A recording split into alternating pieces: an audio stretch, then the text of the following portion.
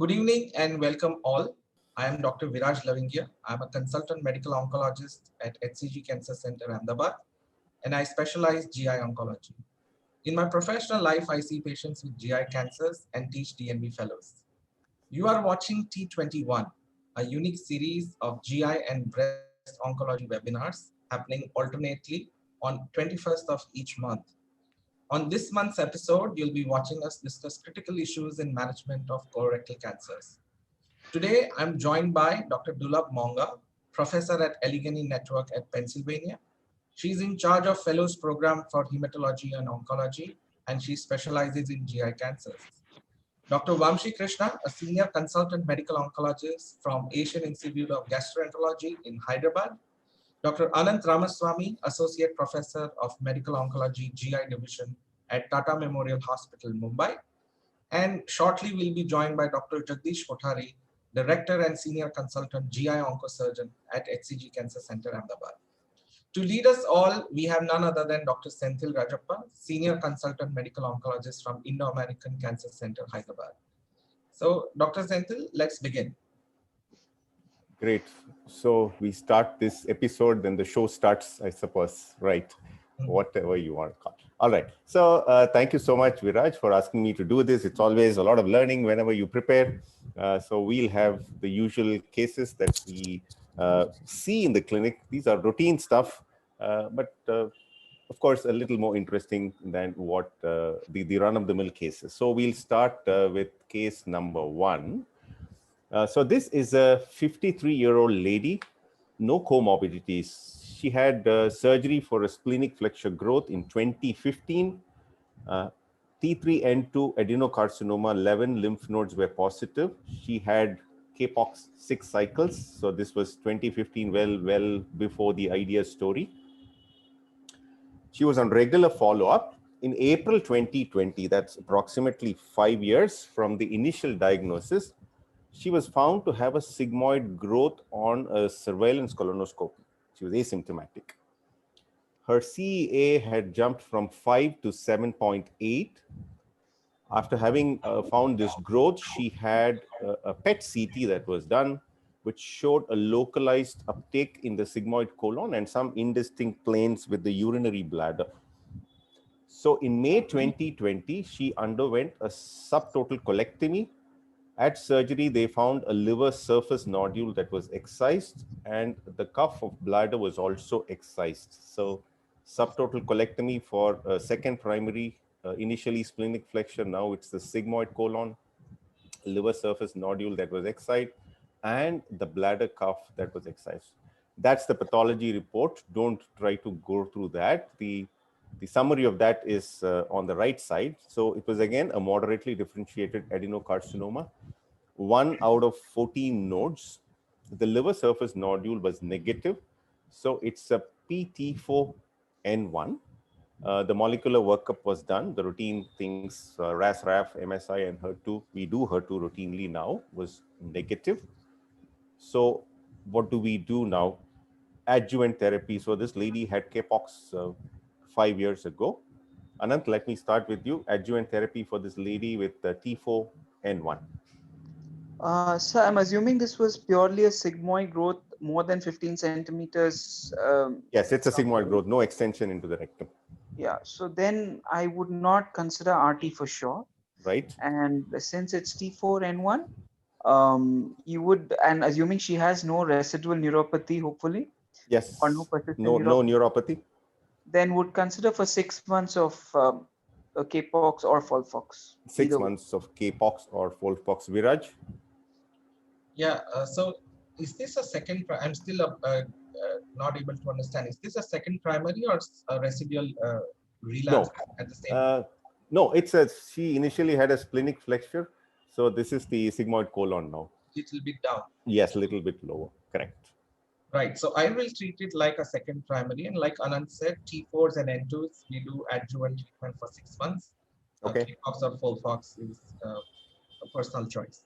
Right. Dr. Monga, what do you commonly use? Do you use Kpox? I know in North America, there's a preference for FOLFOX. So do you use FOLFOX 6 months for all of these patients? Are there specific patients where you would use Kpox? Yes, so our preference is FOLFOX for 6 months. I think it is much better tolerated than the Capox regimen. Sometimes we run into problems with a lot of hand-foot syndrome with capecitabine, especially towards the end of the 6 months, and then we have to do dose reductions. So we prefer doing FOLFOX because we can maintain the dose intensity, and in our experience, it seems to be better tolerated, and we're able to get all the doses in. I agree. Vamshi, any role for radiotherapy, because this patient had an extension into the bladder and was necessitated, a bladder cup excision was also done, and that was positive. No, so I think the data which... Okay, Vamshi and then Dr. Monga. Vamshi and then Dr. Monga. Go ahead. Okay. So whatever the data is for fixed T4Bs, in this case, you have completely excised. So I really wouldn't push for RT. I agree with the other guys. We'll just go ahead with 6 months of whatever therapy. Great. Dr. Monga, you agree with that? Yes, I completely agree. Excellent. So this lady had an ileostomy that needed to be closed. So she finished 6 cycles of Capox. So our practice is that somewhere in between, we stop the chemo and send them for an ileostomy closure so that the quality of life is actually better. She had an evaluation just before the closure in August. So this was after 6 cycles of capecitabine and oxaliplatin. And that showed a suspicious nodule in the liver. So that's the PET CT that's showing the suspicious nodule in the liver. There was no disease anywhere else. So this is the previous study on the left, done in April 2020. The right side is August 2020. And you see that nodule sitting there. So we had an MRI again. So that showed only one lesion. I think it's now practice to do an MRI for all of these patients, a triple phase MRI, to make sure that there's no additional lesion that's sitting there in the liver, which is missed on the CT scan or the PET CT. So that showed a 2.6 centimeter subcapsular lesion in segment 8 of the liver, just below the dome of the diaphragm. So what do we do next? Should we send this patient for ileostomy closure and liver nodule resection? Some liver-directed therapy followed by chemo and then closure, change chemo and then decide. Viraj, what would you do? So most likely the liver nodule, which was initially picked up, was also metastatic disease. That was excised, excised, Viraj, and the pathology showed nothing. That was a surface nodule. That was a subcapsular one. Right. So with this, I would again go and resect it or RFA it. Okay. Either one of it. No more chemotherapy on this. No more chemotherapy on this. Dr. Monga? I would like to see what it is, because even the FNA was done. The FNA was done. It was positive for malignant cells. Oh, it was positive? Yes. Okay. We couldn't get a biopsy because it was difficult to get to that, to get a piece of tissue. So an FNA was done. It was positive.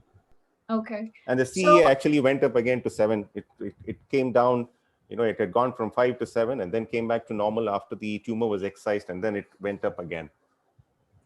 So in a situation like that, there are 2 options here. So one would be you could go for resection. Second option would be we could do stereotactic body radiation therapy. It might be difficult because it's pretty high up close to the diaphragm. And then, the lung can be exposed to the radiation field, and that can sometimes lead to some issues. Radiofrequency ablation is also another option. And then you can observe. If the patient wants to be more aggressive, you could start off with systemic chemotherapy, see what the response is like.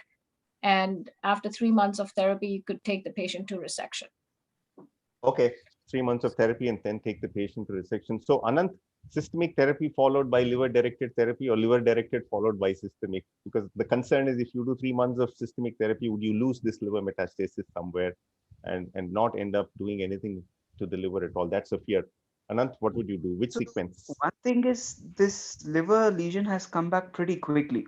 Correct. Right? On treatment. Almost on treatment. On treatment, correct. On treatment, right? So going again with systemic therapy and then addressing the liver, I'm not sure from a biology point of view. There is a single addressable liver met. I think that should be addressed with the ileostomy closure.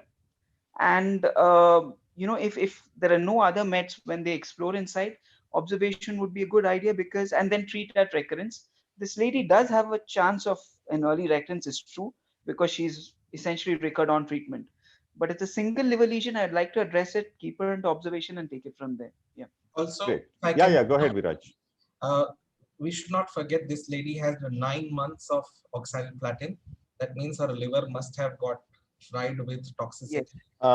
So yes, earlier oxaliplatin and then oxaliplatin now. So, and we would assume this patient is going to keep on failing in the liver. So rather than pumping chemotherapy at this point, we should just tackle this locally. That's what I think. Okay, so just tackle this locally, wait and watch. So as all of you said, we discussed all this with the patient. So an RFE was not feasible because it was subdiaphragmatic, subcapsular, so they're not happy to do it. But SBRT was done for this patient. The worry, go ahead, Vamsi. Surgery was not possible because of the location. Yes, surgery. Okay, so 2 reasons. Surgery was a little technically difficult because of the location. Okay. And she was also not keen on undergoing surgery for. So we discussed about the biology and things that patients find always difficult to understand.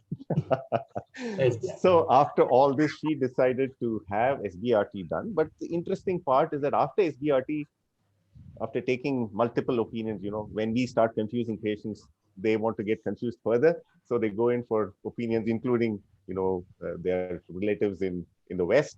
So then they came back with the opinion that after SBRT, we should probably interpose this with some systemic therapy because she's had early failure on systemic therapy, and then go in for an ileostomy closure. So this was what was the opinion after many rounds of discussion with the patient and the caregivers. So if we decided to do, I know, Viraj, Dr. Monga, and Dr. Monga, if you decided to do some chemotherapy, you did talk about it. What chemotherapy would you have done in this patient who failed on Capox, irinotecan base? So, yeah, so because the patient is KRAS wild and this is a left-sided tumor, for this patient, I would prefer doing a, FOLFIRI plus cetuximab regimen. And just because the left-sided tumors do, and if they're KRAS wild, they do better in terms of overall outcomes with the FOLFIRI plus cetuximab regimen. The problem will be is that you will have no target lesion to follow in this patient. So after SBRT, usually what we do is we can monitor, wait 8 weeks to get the full effect of SBRT, rescan, and if there's appearance of metastatic disease, then start them on FOLFIRI and cetuximab. So you're saying that after SBRT, you would monitor if there is no disease at the end of 8 weeks, at least on an MRI plus minus a PET CT, you would observe. If there's disease, you would start on cetuximab plus. And how long would you do the cetuximab plus FOLFIRI? Probably at least 6 months, Okay. and then can give the patient a treatment break if they're having toxicities. We sometimes de-escalate therapy and get rid of the 5-fluorouracil and continue them on irinotecan and cetuximab. And then when they progress, put them back on FOLFIRI and cetuximab. There's no real good data for that, but just to allow the patient to recover from toxicities and maintain quality of life, Okay. we use that approach. But cetuximab is really not the drug when you go for quality of life, isn't it? Though it's a great drug from a disease standpoint, it's not a great drug from a patient standpoint because you can just spot them on the corridor that they're actually taking cetuximab. So Right. yeah. So what we do is for the acneiform rash, we preemptively start them on doxycycline, and that has been shown in the STEP trial to decrease the incidence of the skin rash toxicity. Right. And then we really heavily educate them on skincare. But you're right, some patients will still have the skin rash and may not completely respond to the topical therapies and antibiotics. Right. Vamsi, if you decided to do some adjuvant on this lady, would you use a monoclonal or would you just stick to FOLFIRI? For this patient in this sort of situation who has relapsed, actually I would do what Dr. Monga said. I would wait for 8 weeks, look for a result, and then take a call. But since you're asking, supposing this patient had come with multiple meds, let's assume that was a scenario, then I would give only FOLFIRI. Okay.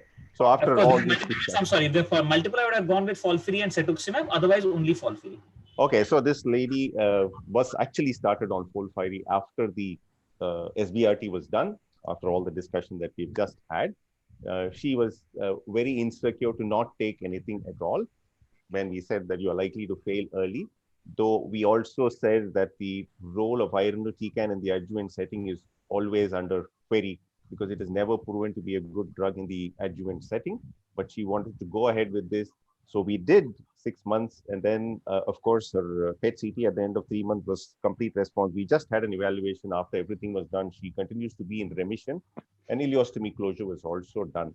So it was a tricky situation in terms of what do you offer for the liver? Do you add some systemic therapy or not? Because there isn't great data. And all the adjuvant data that has come after liver resections are kind of, lazy. So Anant, if this patient had not had oxaliplatin-based therapy and there was a synchronous liver met, what adjuvant do you routinely use at your hospital after liver met resection, Anant? Would you use just 5-FU-leucovorin, or do you use FOLFOX post-liver resection? So the major concern with FOLFOX is essentially for our surgeons. They, assuming there was a neoadjuvant-like approach, they don't want to give more than 2 to 3 months. Right. Because they start seeing signs of the so-called blue liver within 2 to 3 months. Right. But post-resection, not so much of an issue. So we would complete that 6 months if there was a synchronous met and leave it at that. Yeah. I think that's the best thing to do. Do your FOLFOX oxaliplatin based is always the best thing to do for the adjuvant. No data with irinotecan, but there are always off situations like this when you may want to use something like that. Great. So we will move on to the second one. This should be our long case, should I say? So that was your warm up. Just one. Yeah, Viraj, go ahead. FOLFIRI has been tested in a phase 3 setting, in a perioperative setting, and it's a negative study. That's correct. So irinotecan consistently has failed in the adjuvant setting, consistently. Secondly, this GI ASCO, we had a phase 3 paper on whether should you do adjuvant at all after liver resection. After liver, yeah. There was no benefit at all. That's correct. So again, the treatment, what we did for this patient was more for her satisfaction rather than being scientific. That's and the doctor's safety and her satisfaction, I suppose. Professor, kind of disagree with that. Here, the situation was a relapse while on treatment. Yeah, it's bad biology. So it's bad biology. Not exactly the same situation, but yeah, I think that giving adjuvant after liver is well. Yeah. Correct, but I think though there is consistently lack of significant benefit, reproducible benefit, I think as Anand said, all of us would end up doing some kind of adjuvant. The question is whether you're going to add oxaliplatin or not the question of whether it's adjuvant or not.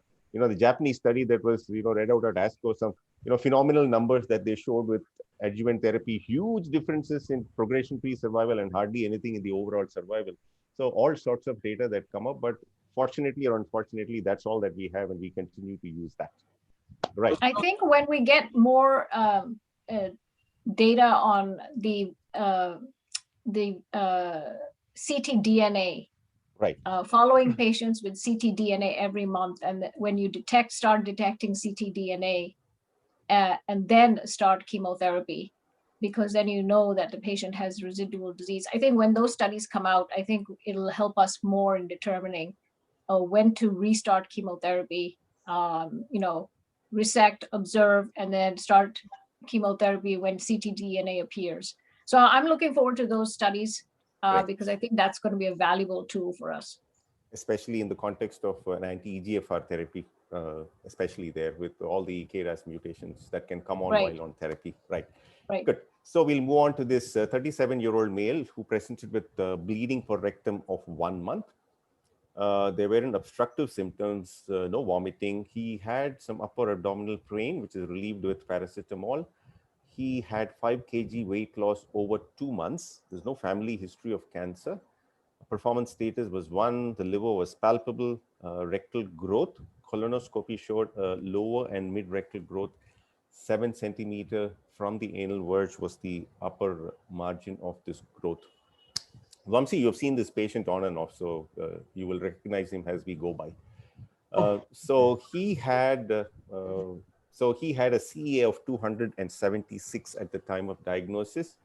The liver function is deranged, SGPT up, SGOT nearly three times up. Alkaline phosphatase is also up 2 times. So a little bit of liver dysfunction. That's the liver that you're seeing. This is the time of diagnosis. He had this rectal growth, some perirectal, obturator, iliac nodes. bilobar, but one huge liver metastasis, and there was one on the other lobe also. You see the huge one on the right lobe, and then there's one on the left lobe. There's one there. So there were multiple, but one really huge one that's actually causing the symptom and the liver dysfunction also. So that's the liver that you're seeing at the time of diagnosis. He had an adenocarcinoma, well to moderately differentiated. His K and N RAF wild type. MSI was stable. The HER2 was 3+, 80% of cells showing uniform intense membrane uptake. So what do we do for this patient, Viraj? Let me quickly run through it again. Rectal with perirectal, obturator, iliac nodes. Liver metastasis, bilobar, one really huge one. Some liver dysfunction, RAS-RAF wild type, MSI stable, HER2 that is positive. So what do we do? Any other tests that you want to get done? No, I think so. This is enough. This is Okay. liver-related disease with some nodes in the abdomen and Right. in the rectum. Right. Performance status is good. You said. Yes, 37-year-old. So I would do a modified version of FOLFOXIRI and Okay. add bevacizumab. And add bevacizumab. All right. So Anant? So this was RAS and RAF wild type, right? Correct, RAS-RAF wild type, and HER2 is positive. Okay. Ideally, if he had a trial with deruxtecan in the upfront setting, I would try to take him up on that, because likely he will do well on that. Without the trial, FOLFIRINOX modified is good. I would still give him anti-EGFR therapy, although I know he will not do as well. There's data from Wolfi which says that you can combine panitumumab with FOLFIRINOX. He may not have as good a response as expected because of the HER2 positivity, but I'd still go with that first. Okay, Vamshi? I would agree with Viraj. Probably just FOLFOXIRI is what I would go with. I mean, the trastuzumab, there's no real data, even though this is a 3+ expression and not a HER2 mutation. So I agree with Anand. If we had trastuzumab deruxtecan, it would have been nice. But since we don't, FOLFOXIRI is what I would go for. Dr. Monga, should it? Yeah, go ahead. Okay, so Dr. Monga, should it be cetuximab, panitumumab, or should it be bevacizumab if you decided to add a monoclonal, assuming that you don't have a trial upfront for trastuzumab deruxtecan at this point in time? I would go with the FOLFOXIRI Bev. Okay. Because because like said before, HER2 positive tumors tend not to respond well to EGFR monoclonal antibodies. Right. And FOLFOXIRI, if you're aiming to get this patient to resection, you want something that has a very high response rate. And FOLFOXIRI by far has been shown to have the up to 60% response rate, and the liver resection rate was pretty good too. So that's what I would prefer. Patient is young. I think we should be aggressive. Right. Dr. Sandhu, if you can ask a question. What is, is there any data for left-sided with FOLFOXIRI in particular? Or are we just giving it because of the HER2 new? I would also be tempted to give it because he's young, but is there any data to support the use of a triplet in a left-sided tumor? Yeah, Viraj, you want to answer that question? Yes, there is. Right. So we have so many phase 3 data now, TRIBE2, Vishnu, and the latest nail in the coffin for triplet versus doublet against the doublet was the meta-analysis done by Kremlin group in this ASCO 2020. Whether you're left, whether you're right, whether you are BRAF, whether you're not BRAF, whatever you are, you have overall survival advantage with triplet against doublet. So I think so this debate should be done and dusted. As long as patient can tolerate it, it has to be triplet. That's what my opinion is. Viraj, just to add on to that, Vamshi, to answer your question, last year, I think November or something, a meta-analysis is done by the Italian group, where they picked out RAS-RAF wild type and evaluated the responses with FOLFIRINOX as opposed to a doublet. The response rates were better, right? There was no market difference in survival, and there was a tendency for improvement in OS of around 5 months, but feasibility is there, and it seems to work as well better in left and right. So that was exactly my doubt. When you don't have a overall survival as good, would you still say it's done and dusted, or would you still have a doubt? That's the reason. I think you will. Yeah. So Vamsi, the way I look at it is, if you're looking for those small incremental benefits, both in the short run and in the long run, I think it's good to do it. But if you're the gentle kind and you want to go on for a longer period of time in a slightly older individual, I think it's okay to do doublet after doublet. So, so it's done. You keep dusting it again and again. So that's the way I would look at it. I would look at it. So Viraj, let me come back to you. Do you think the BEV is really going to add in this situation? Because typically BEV does not give you incremental responses. Of course, with the left-right story, they might be a little better if it's a right-sided one. But in this patient, the addition of BEV is to improve the response rates, or you're looking at the overall outcome, which might be slightly better with the addition of BEV. So what's your thought on the addition of BEV here? So like Dr. Monga said, my goal for this patient would be conversion. Great. And BEV does add, let's say, not more than 10% in a single digit responses over just chemo alone. We have a couple of studies to show that. And of course, BEV is a benign drug. We've all used it for last so many years. So you should ask the surgeon if it's a benign drug or not, Viraj. But No, the reason I'm asking you this question is twofold. You rightly pointed out that the incremental benefit in terms of responses is in single digits. Absolutely right. And then, Dr. Monga rightly pointed out that this is a patient who would potentially go in for a resection. So you want to start and then you want to stop. I always find that when somebody is taking BEV perioperatively, it can become a little bit of a mess. So that's another reason why I'm asking you. So yes, so I agree with you that there's nothing wrong in adding it, but then you have to be very careful when to stop it and when to restart it, because all of us have seen that, though the large trials clearly say that there isn't increased incidence of perioperative complications when you stop it 6 weeks ahead, all of us in our own patients have seen that, healing is delayed. And, I at least, I'm not a great, I don't fancy that, the surgeons are not happy, as simple as that. So this patient would not go for operation before 4 months. That's right. That's correct. Yeah, you're okay to use BEV. I mean, it's not wrong. Cycles we can omit it. We can still pump in 5 to 6. Absolutely. Agreed. No problem. Good. We'll give you the BEV also. So Anant, if this was right-sided with a BRAF V600E, what would you be any different from what you're talking about now, or would you want to pull in some BRAF targeted therapy, the triplet? So if you want a response, it would still be FOLFIRINOX plus BEV. Right. Because, and because it's right side, just to, on the left side, I would still consider anti-EGFR, especially if you want response. This is very clearly plus FOLFIRINOX, because if you look at the survivals, even with the triplet, even though it was, I think, post 2 lines, it was 8 to 9 months. So in case I want a downstaging and reduction, definitely FOLFIRINOX plus BEV, yes. Dr. Monga, the data on the first line with the triplet hasn't been very great. Though there was some response, as Anand pointed out, the responses seem to be lesser. And I'm talking about the BRAF anti-EGFR plus chemotherapy data. But the progression-free survival has actually been a little disappointing compared to what you got in the second line, third line. So what's your approach for somebody with a V600E right side of a clinical trial? We still use FOLFIRINOX chemotherapy. Great. Right. Yeah. Right. So I think if it's BRAF V600E, no BRAF targeted therapy upfront, it should be FOLFIRINOX plus minus BEV. So this patient started on FOLFOXIRI, FOLFIRINOX, whatever you want to call that as, and we didn't add any monoclonal. The debate as to whether it's BEV versus anti-EGFR went on for nearly a month, after which we added BEV. Finally, we didn't add the anti-EGFR. Also because anti-EGFR therapy is quite expensive, and we didn't want to put our money on it if we were not reasonably sure that you would get some incremental benefit out of adding it. So that's what happened.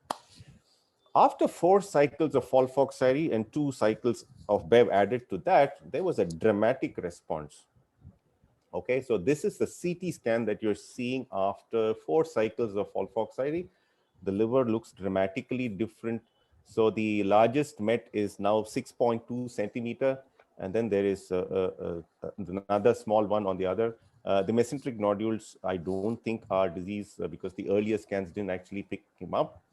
So the report was there is significant decrease in rectal wall thickening, pelvic lymph nodes, and the size of the liver metastasis.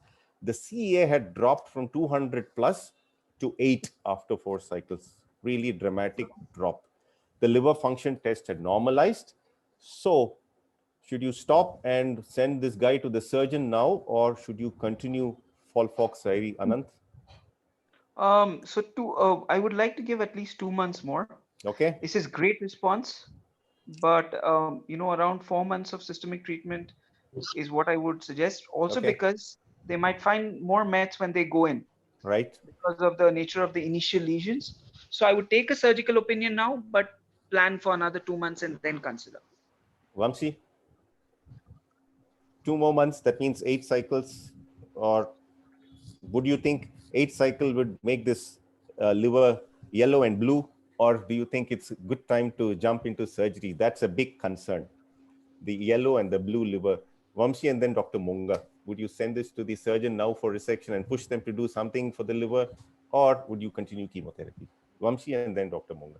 We would take a surgical opinion, sir, but just looking at it offhand, Okay. bilobar, by big mets, I mean, I don't think they'll be able to resect it. What my surgeons will probably end up doing is they'll resect part of it, then they'll say we'll do RFA to the other. Yeah. And I'm not exactly sure that kind of a hybrid approach is the best idea. Okay, so if So resection I is kind of possible, agree with resect. Anand, maybe give some more. Okay. Dr. Monga? Yes. We But typically resection will not do, also. They'll do that. They'll do one. Okay, so they will do a step resection or Go a ahead, please, sequential absolutely. procedure. Yeah, Yeah. Dr. Monga, yes. so we typically don't do more than 3 months. He's had 2 months. So, and it's shown us that he's responded well to FOLFOXIRI. You could give him 2 more cycles, but after that, I think the surgeon is going to run into trouble. And if you give him even more after that, it'll be a problem. So I think you want to take them at the time of best response without letting the lesions disappear. So maybe 2 more cycles, and then I would say take the patient to surgery. And then, you can do surgery, SBRT to the other side, and then continue with your systemic chemotherapy after surgery. Okay, so earlier surgery, the better is your thought. I very much agree with you. So this is October 2020.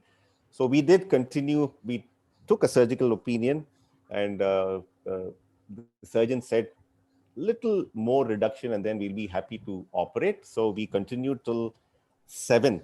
So that's about 3.5 months of FOLFOXIRI. We did continue the BEV. So that's the PET CT scan in October after 7 FOLFOXIRI plus BEV. It's almost a normal PET CT scan you're seeing. Hardly anything in the liver except some uptake. Rectum had become metabolically negative. This is the MRI with contrast in October. There are 2 SOLs that they can see now in the liver, segment 8 and 4A, 5 centimeter and 4.9 centimeter, encasing the hepatic veins. There's a lot of necrosis. So, Anand, surgery? Yes, definitely. Definitely It surgery. would involve a right extended, so I think it's a good time. Yeah, Good time. surgery for sure. Great. Viraj, surgery? Yes, surgery for the liver, sure. Very How good. is the rectum here? Rectum is metabolically negative. And it's the lower rectum? And Yes, lower Mid rectum, rectum. lower extending into the mid rectum. Yeah. mid rectum. The lower to, yeah, 7 centimeters, the upper border. Is this patient going to need APR or LAR is okay? Because This patient will end up with APR. Lower rectum is also involved. Oh, Yes. Okay. Okay. so that can be a problem. Okay. So what shall we do then? Dr. Monga, as Anant and Viraj are thinking, what would you do? For someone like this, your goal is to obviously improve overall survival, maintain quality of life. I mean, if you're going to give him this 37-year-old an ostomy, that's not going to be a fun thing for this patient. I don't know, when a flex sig was done on this patient, did he have complete clinical response? You're talking about a rectal examination looking at? Yes. Yes, there's a clinical response. Though you can't vouch and say that it was a complete clinical response. We didn't do the colonoscopy yet again. So Okay. rectal examination was near normal. And the scans are showing that except for some thickening in the rectum, there's no uptake on the PET CT. Okay, so there are different ways of approaching this. If someone has a complete clinical response on physical examination, after surgery, once they've recovered, we continue with systemic chemotherapy and continue to monitor these patients very carefully with, examination of the rectum, The other approach would be is you could switch to concurrent chemoradiation, or you could do short course radiation and then take the patient immediately to surgery. Okay. But then, of course, the patient is going to, if it's involving the sphincter, the patient is going to end up with a permanent ostomy, which again, that's not good quality of life for someone who has stage 4 metastatic disease, who potentially is going to recur. There's a 50% chance that in the future will recur. So those are the two different approaches we would take. Okay. Viraj? Yeah, so what I would do in this case is do a liver first approach. Okay. Get liver surgery plus or minus RFA intraoperatively, and then continue with systemic therapy with addition of 5x5 radiation to rectum. Yeah. Because if by 7 4-FOXC it's near normal CR, then this patient more likely would be remaining in complete response for the primary, and we can avoid the APR. So that is what I would do in this patient. Great.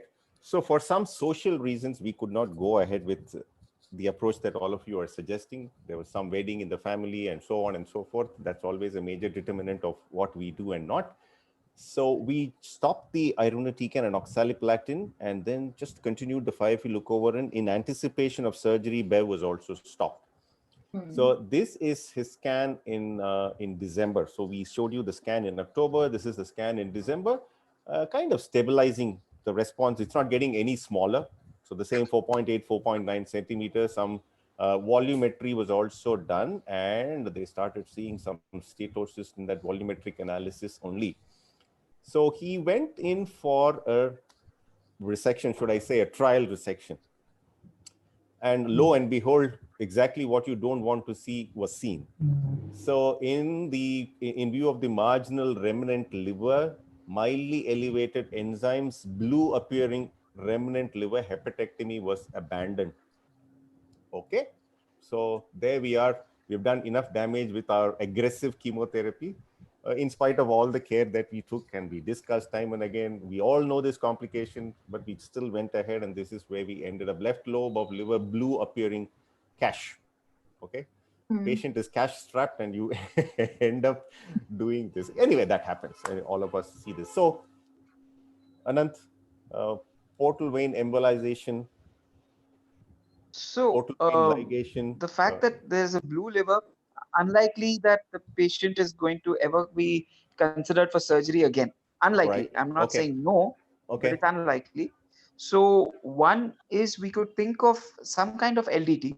It could be TACE or SBRT or something like that to the liver, Right. for controlling the liver. Definitely short course RT and then continue 5-FU plus BEV.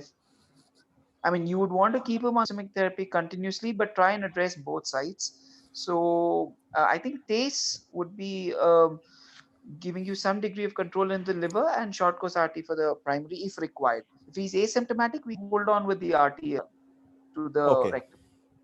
Okay, so Viraj, do you think portal vein ligation will ever take him to surgery or never take him to surgery? No, we have done enough damage. You're saying no portal vein embolization or ligation at all. But we can consider tear. We have good data on tear. So tear, and like Karan said, continue 5-FU BEV and add a 5x5 for rectum. That would be the treatment for this gentleman. Would you want to do 5x5 for the rectum and then at some point in time do surgery, Viraj, for the rectum? No. If let's say that the liver is metabolically negative for the next, let's say 6 months after all your tear?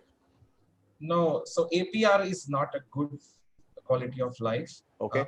So then if that's the case, what are we trying to do to the liver, Viraj? Are we, let's say that we are not going with the aim of resecting everything or, resecting the primary and doing something else for the liver. Do you think liver-directed therapy is going to really improve his overall survival? Or we're just doing this because he's already in somewhere like a clinical CR, his CA is normal, PET CTs are, there's hardly any metabolic uptake. And, the MRI is showing that the responses are plateaued off. So if you're not going to be aggressive and knock the rectum off at some point in time, if the liver is consistently negative, then would it make any sense to do liver-directed therapy at all? So what are we trying to do there? So liver-directed therapy we might not chase a quote-unquote cure for this patient, but we have enough evidence to suggest liver disease-free survival. And But this what's may- that going to do, Viraj, in a patient who is asymptomatic for the liver at all?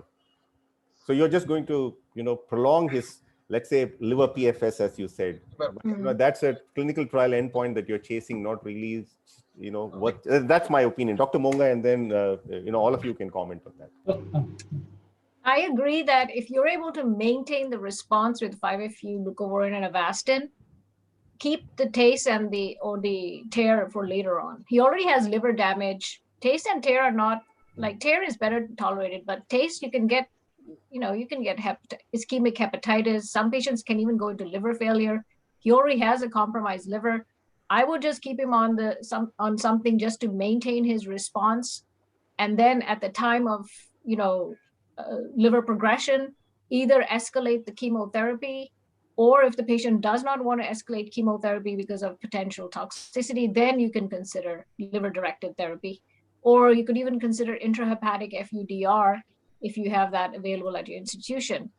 So I would not do TACE right now, since we're maintaining a response with 5-FU and Avastin. Right. I kind of agree with Dr. Sen. What is Vamsi, let me ask you one question, and then you can ask the question back if you have the question. Yeah. So, we all discuss that in patients who have a MET that is 3 centimeter, 4 centimeter, whatever that size cutoff is, that surgery and microwave, radio frequency, SBRT, these are all equivalent in terms of, I'm not saying equal because there are no big randomized trials to say that, but Right. if you look at comparisons, they are equal as far as the liver control is concerned. So if I say that let's do some liver directed therapy, I'm just turning it around just to have some discussion on that. And if we say that, let me do SBRT to this liver and then go ahead and resect the rectum if this guy is ready to have it done. Yes, I agree with Viraj. I agree with all of you that APR is not a great thing to do.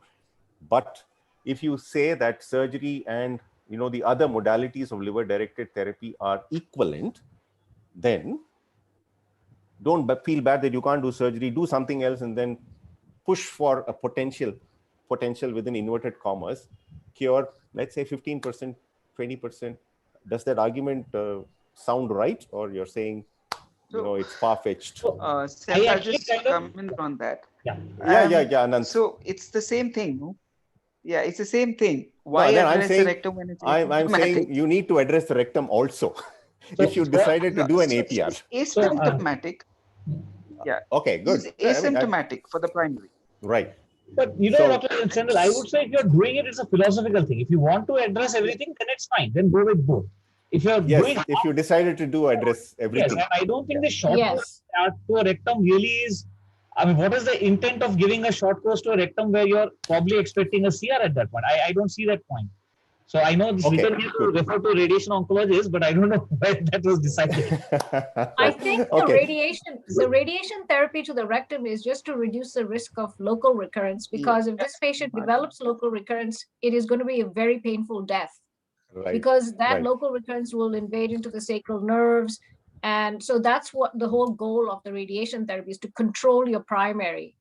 And I would say that if he had had liver resection, then we could have been aggressive and done the surgery to the rectum. But now, since we didn't address the liver, there's no point going through surgery for the rectum. Perfect. So I think, Vamsi, you're going to say something? No, I mean, I agree completely. Giving local RT may possibly help in a later on, but better local control. Just like Viraj said, better liver PFS. So I think you've got two extremes of approach here.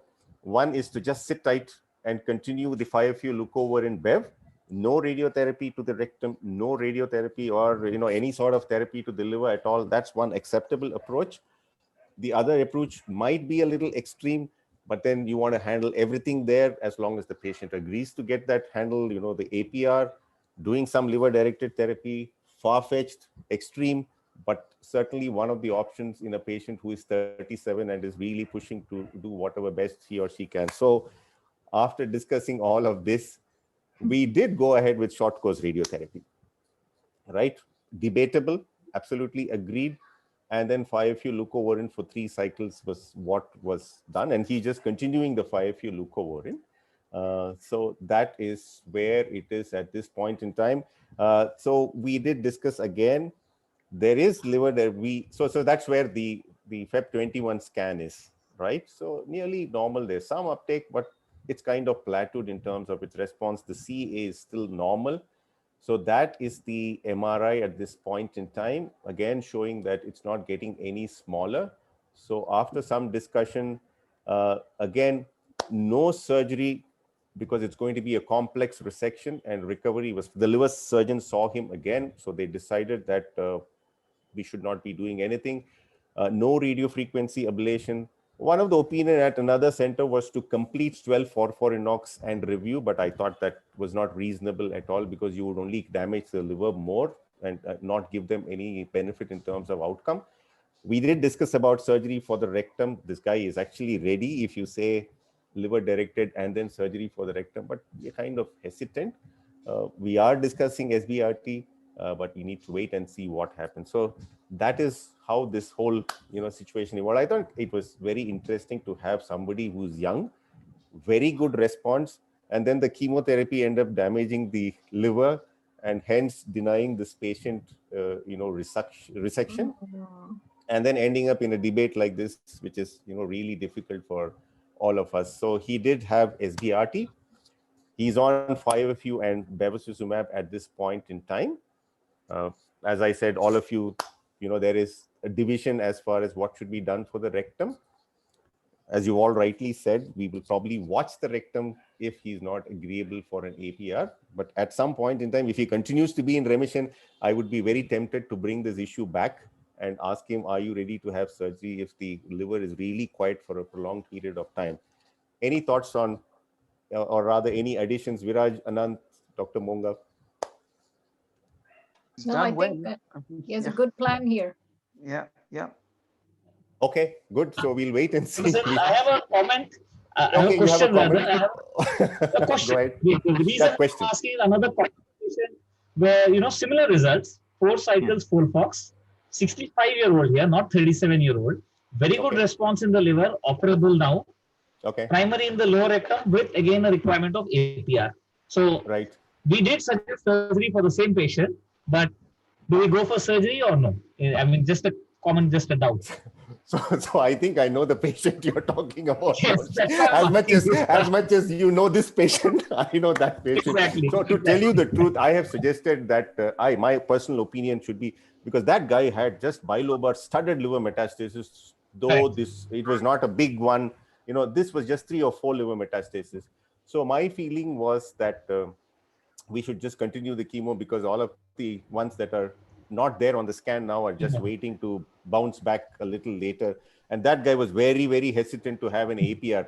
He said, I want to have a clean life. So I said, are you saying that everybody who has an APR is having a dirty life? No, he said, I didn't mean that, sir. So that's what it was. So my thought there was, Vamshi, that, it was the bilobar liver metastasis, just studded with liver metastasis. I didn't see much value behind surgery, though, as you rightly said, he's had dramatic response. Anant, Viraj, Dr. Monga, would you agree with me, or, would you still push? The largest liver metastasis in the patient that Vamsi is actually talking about was some 3.5 centimeter. But if you look at the scan, it's many have disappeared now, but it was multiple bilobar. So would you consider surgery in a situation like that when there's good response and there are still multiple liver metastases that are on the scan? Unless you can address both. Okay. I would not want to do surgery for the primary alone. Right. He's doing No, that's the idea. So the reason why I'm asking, I'm always a bit confused. We see these patients, they have multiple studded mets, they have multiple mets, and they have a fantastic response. Do you push them for a liver-directed therapy or not? So I'm just asking, what is the consensus? And let me add, Vamsi, the reason is that we know that all of these are radiological CRs. It's not a pathological CR. So my thought is that even if you did some resection, as Viraj said, it's just prolonging the liver PFS. I think he's going to come back with all the met that disappeared after the after the chemotherapy that you did. So that was the reason. Viraj, you can add on that. Yeah. So I tend to use surgery not as a modality for cure, but as another modality of systemic therapy. Right. Because surgery in these cases would buy you a few extra months or even years in certain cases. Okay. So yes, definitely. So Vamsi, I think we should wait for a little longer and then repeat a scan and then take a call probably. So that's what we are doing. We are giving him Yeah. at least 2 more cycles and Right. repeating a scan and then rethink on the whole API. Like you said, he's not willing for an API, so the question is moot. But I'm just curious because these patients are popping up with very good response in the liver. Do you push them or not? And frankly, I don't know the answer. As I always tell them, sometimes the chemotherapy also works, right? Yes. All right. So we still have 10 minutes to go. So we have a couple of other quick cases, should I say. So we'll come to our rapid fire rounds now so that we'll wind up on time. So this is a 52-year-old male, no comorbidities. He had a carcinoma of the ascending colon 2019. That was May 2019. He had a right hemicolectomy. Moderately differentiated adenocarcinoma, some mucinous component, lymphovascular invasion was there, margins were free, 9 out of 26 lymph nodes, some perinodal extension, T3N2A. The MMR by IHC was showing that it was deficient. MSH2 and MSH6 were deficient. The RAS and RAF were negative. So this is what he was in 2019. So he completed 6 months of FOLFOX. That was in December 2019. April 2020, he had a metabolically active mesenteric node. And this was adherent to the superior mesenteric vein, 2.2 centimeters. There was no evidence of disease anywhere else, right? So this is just one mesenteric lymph node. He's come back with disease in 3 months, 4 months. Okay. So Viraj. Keynote 177. Systemic therapy. Keynote 177. So this was just before. Keynote 177 is May, June. This is April 2020. So no Keynote 177. So, okay, let's say you saw this patient today. Would you subject this patient to some surgery, or would you say Keynote 177 and continue to do it as long as he responds? Would you do that? Keynote 177 now? Absolutely. So Keynote 177, no local therapy because this has failed quite fast. So I don't want to do local therapy as of now. But subsequently, if it does extremely well on 177, then yes.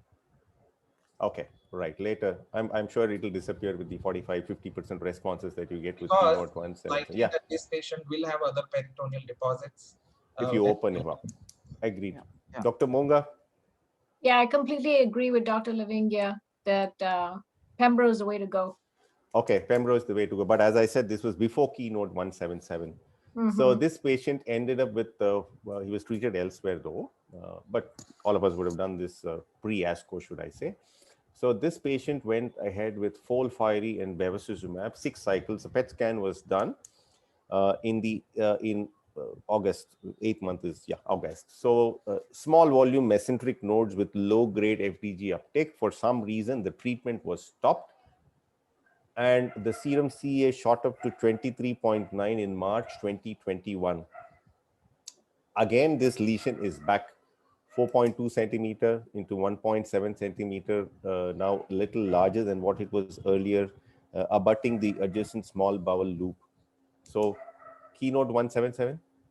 Yeah. Okay, Keynote 177. There you get Keynote. Any role for surgery later? Viraj, you did say that if the response is very good sometime later. So you were hinting at resection of this plus minus HIPEC if you saw, if you saw peritoneal metastasis, no HIPEC? But CRS. So CRS? CRS, no HIPEC. I think the recent trial has clearly showed that there's no value to the addition of HIPEC in this particular situation. Anant, you agree? Yeah, since it's come back in a similar area, as Viraj said, give Pembro and then may look inside once, because it's come back in the same area. Correct. Without any obvious radiological disease elsewhere. So, we could think of some local treatment later though. Okay. So no local treatment immediately, systemic therapy, and then do local therapy later. Dr. Monga, you agree with the two of them? Yeah, I agree. I think it's good to watch the biology of the disease and continue with your therapy.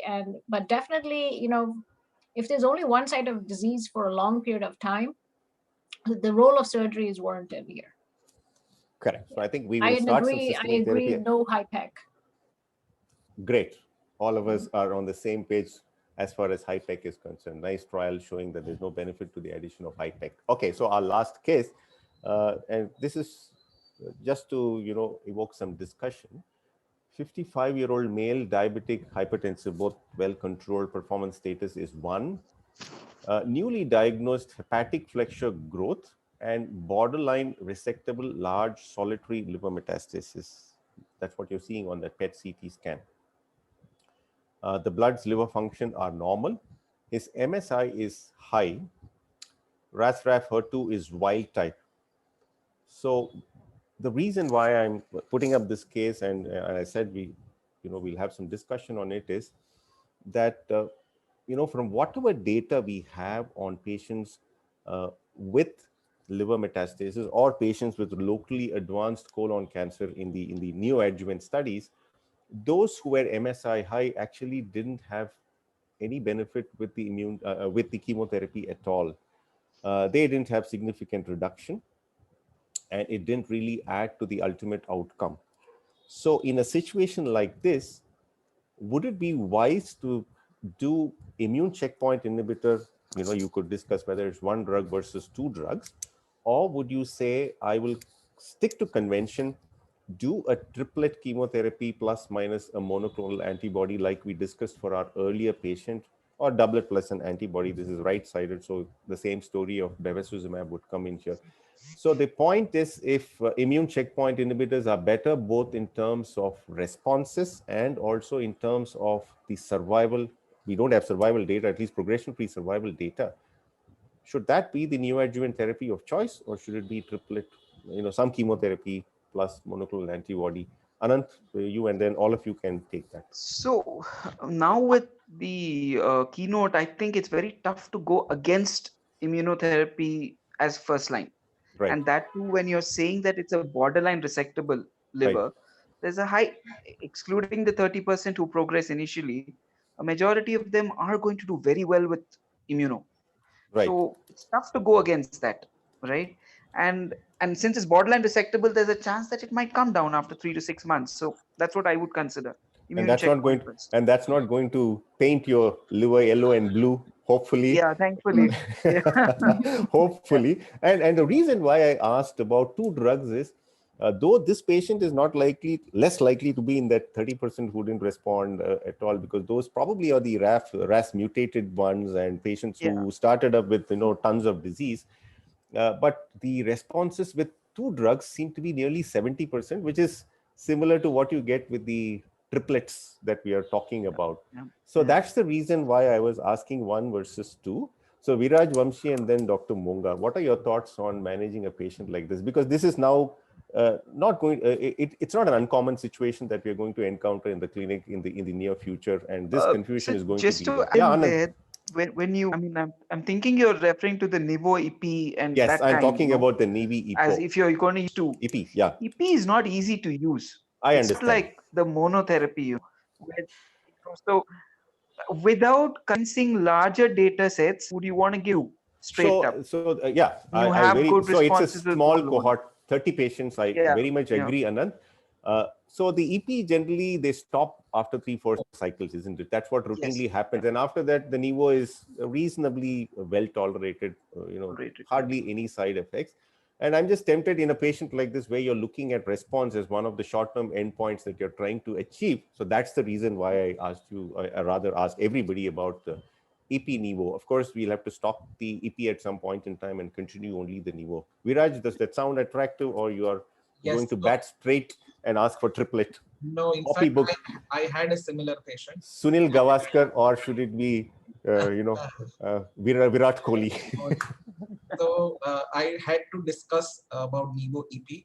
I am very, very skeptical about those 30% hyperprogressors or primary progressors.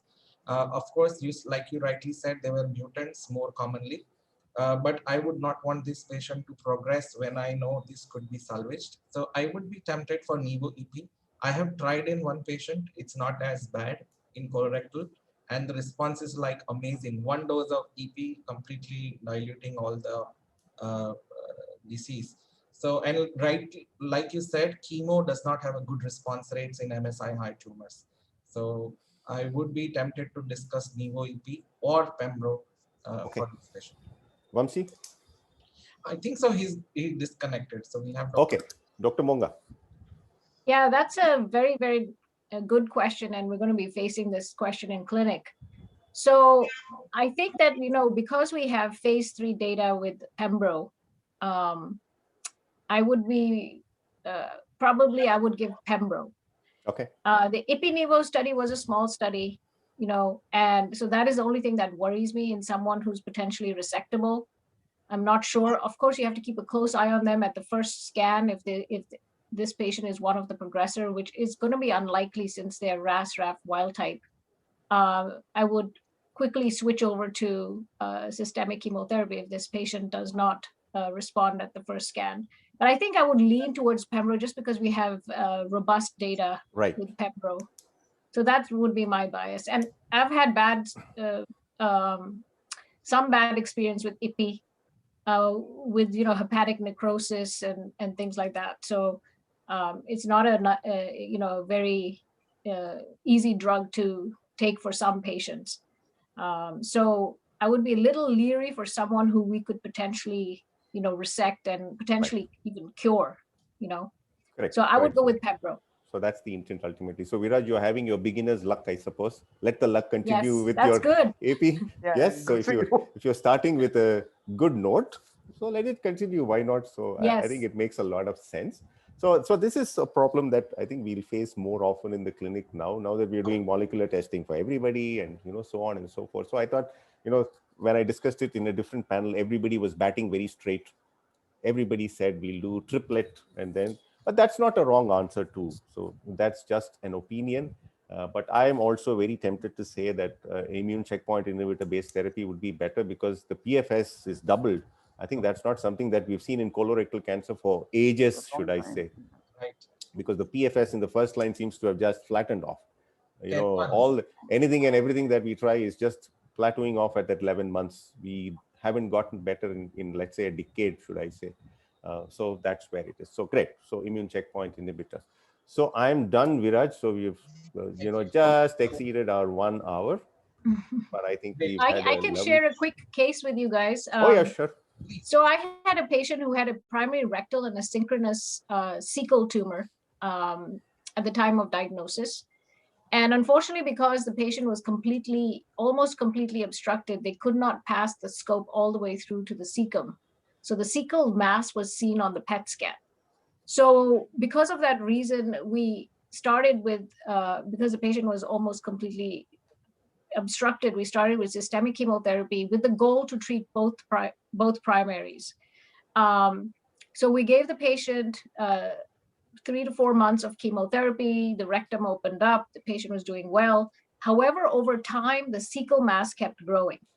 So it started growing to the extent that we were worried that she may actually perforate. So as soon as a rectum opened up with systemic chemotherapy, we did a scope, and we were finally able to get a biopsy of the cecal mass, which turned out to be MSI high. So it was a mismatch deficient, which again, proof of principle, these tumors do not respond to chemotherapy.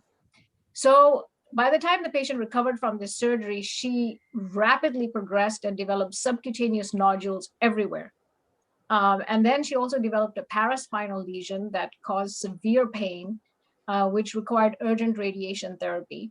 And then I immediately put her on pembrolizumab. And within 2 months, every single subcutaneous nodule disappeared. And this patient is in remission 3 years out now. Great. So I've kept her on pembrolizumab. And so one question I have for the group is, so she has clinical complete response now. Would you stop pembrolizumab after 2 years of therapy, or would you continue? So I'm the moderator. I'll answer this last. So Viraj and Anant. No, so for me, I usually stop at 2 years because most of our patients are not able to take it beyond that, more because it's expensive. Yes. Do I believe that that's the right thing to do? I really don't know the answer because the whole world is grappling with whether you should stop. Sometimes I do less frequent infusions for some time so that, all of us are kind of reassured before I stop. So there are so many, gimmicks that we do like this before we finally say call it a day. I've got a 82-year-old who's been on, Nivo for nearly 4 years now. She comes at 4 weeks sometimes. She comes at 6 weeks sometime. She's a nice, sweet 80-year-old lady who wants to come out to the hospital because she wants an outing, not because she likes the bonda that is served in the canteen. So she comes here, has her bonda, and spends some time in the daycare, and the expense is 2 lakhs a month for that bonda. So she has been taking, once in 6 weeks, once in 8 weeks, and she's maintaining her response. In fact, the recent scan was done last week, and there's no disease there at all. So I'm actually going to tell her, hold off for some time. But she'll say, no, doctor, I want to see you. I want to talk to you, things like that. But, my gut feeling is that you can stop it at some time. Yeah. So this patient is very anxious. So she said she's not going to stop. Okay. And so we continued. That's why she's year 3 now, and maintaining excellent quality of life. So it's you have these nice stories, and so that is why I believe that immune checkpoint inhibitor first line is always the best way to go for these patients, because most of them do not respond to systemic chemotherapy. I agree. Great. Thank you all. Thank you, Senthil sir, as always. It was a fantastic discussion. Thank you, Dr. Monga, for getting up early on, spending Sunday morning with us. And thanks, Anand. It was a great discussion. We will see you again in May, Senthil sir, right? May 21, T21 continues in May. 21, that's the GI thing on May. The next month is for breast cancer. All right, till then, see you. Bye-bye. Great, lovely. Thank you very all. much. It was a wonderful discussion. I really enjoyed it, and I'll be happy to participate again as an attendee, and also as a a discussant. So feel free to reach out to me. And this was wonderful. It's so nice to see how we can discuss all these complex cases which we see every day, and they don't fit the textbook. That's good. Yeah. Great. Thanks, Anand. Thanks, Viraj. Thank you. Bye-bye. Bye-bye. Good night.